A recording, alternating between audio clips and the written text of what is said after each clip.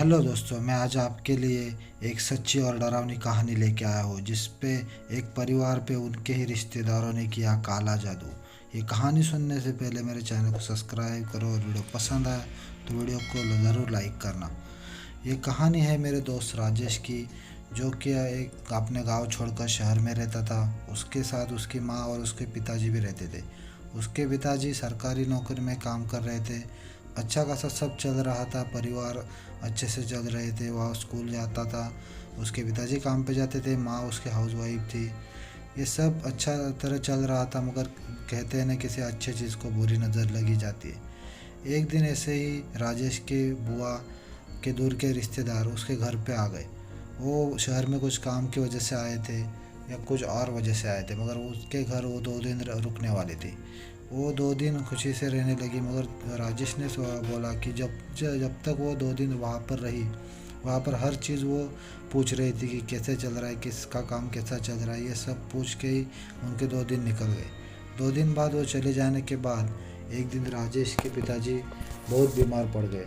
उनको रात को नींद नहीं आ रही थी, उनको तेज़ बुखार रहता था और वो शराब भी पीने लगे थे। तो ये सब देखते हुए राजेश को बहुत टेंशन हुआ। उसने डॉक्टर को दिखाया, हर बार अलग अलग हॉस्पिटल में उनको ले जाके उनकी ट्रीटमेंट की, मगर उनके पिताजी की तबीयत में कोई सुधार नहीं था। वो बहुत ड्रिंक करने लगे थे और नौकरी से भी उनको निकालने की नौबत आ गई थी, क्योंकि वो नौकरी पर भी जा नहीं रहे थे। 4-5 दिन ड्रिंक करके ऐसे पड़े रहते थे। कुछ दिन ऐसे निकल जाने के बाद उनकी तबीयत और बिगड़ गई। फिर उनको हॉस्पिटल लेके गए।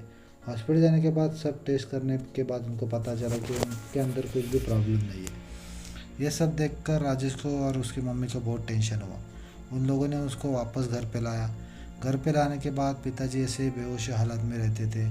कभी बुखार तेज रहता था या शराब पीते थे। मगर राजेश ने बोला कि पापा रात के टाइम कुछ बड़बड़ा रहे थे। एक दिन ऐसे राजेश उनके रूम के बाहर जाके खड़ा रह गया। तो उसके पापा बोल रहे थे कि मुझे बचा लो, मुझे ये लेके जाएगी, मुझे बचा लो, मुझे लेके जाएगी।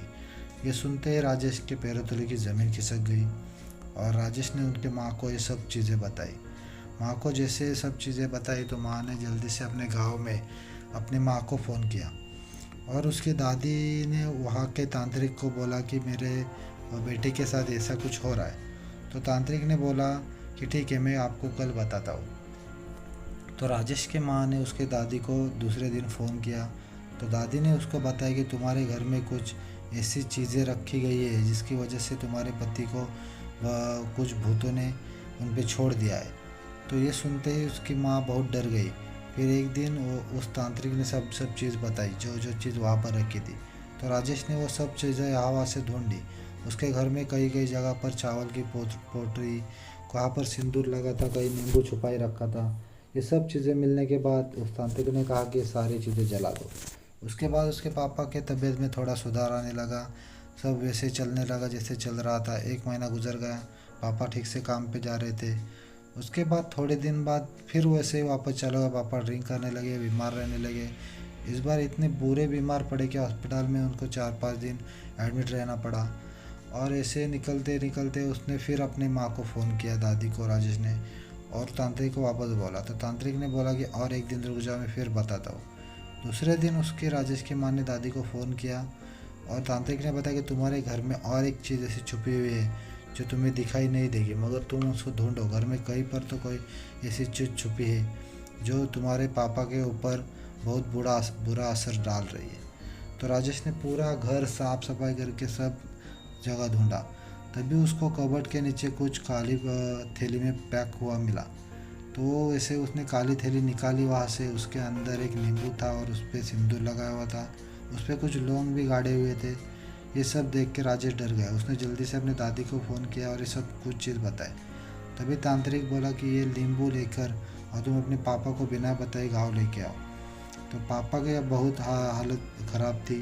तो फिर भी उसने एक गाड़ी प्राइवेट की और वो पापा को लेके चले गए। पापा को लेके जाने के बाद वो तांत्रिक के घर पे उनको बुलाया और वो नींबू और पापा को उनके यहाँ लेके गए। और जैसे पापा को देखा तो तांत्रिक के भी हंसने लगा कि आ गए, यहाँ पर आ गए। तभी पापा बड़बड़ाने लगे। जो उनकी आवाज़ नहीं थी वो भारी आवाज़ में बोलने लगे, तू मेरे को निकालेगा यहाँ से, तू निकालेगा, मैं नहीं जाऊँगा, मैं इसको साथ लेके जाऊँगा। ये सुनते ही राजेश और उसकी माँ के रोंगटे खड़े हो गए। उसके बाद तांत्रिक ने कुछ तंत्र मंत्र किया, उस नींबू को जला दिया और उसका भस्म उनके पिताजी के से पूरे शरीर पे लगा दिया। उसके बाद उसके पिताजी बेहोश हो गए और उसके राजेश को बोला कि तुम पापा को लेकर घर जा सकते हो। वो घर जाने के बाद 2-3 दिन इसे निकाल दिए, तांत्रिक ने उनको ताबीज़ दिया, फिर देखा क्या हो रहा है कि नहीं हो रहा है। उसके बाद उसके पापा के तबीयत में काफ़ी सुधार आने लगा, वो शराब भी नहीं पी रहे थे। ये सब देखकर राजेश खुश हुआ, मगर राजेश ने अपने दादी को बोला कि ये सब किया किसने था।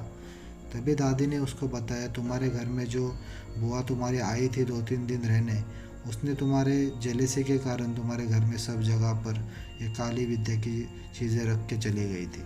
और ये सुनते ही राजेश को बहुत गुस्सा आ गया, मगर उसकी दादी ने बोला कि उसको कुछ मत बोलो और तुम अपने यहाँ पर किसी को लाना मत और घर पे किसी को बुलाना मत। ये सब कहकर दादी ने उसका फ़ोन रख दिया और राजेश भी अपना खुशी खुशी सब चलने लगा। उसके पिताजी भी अच्छे हो गए थे और काम पे जा रहे थे। तो ये स्टोरी राजेश ने मेरे को बताई। और वीडियो पसंद है तो चैनल को सब्सक्राइब करो और वीडियो को लाइक करो।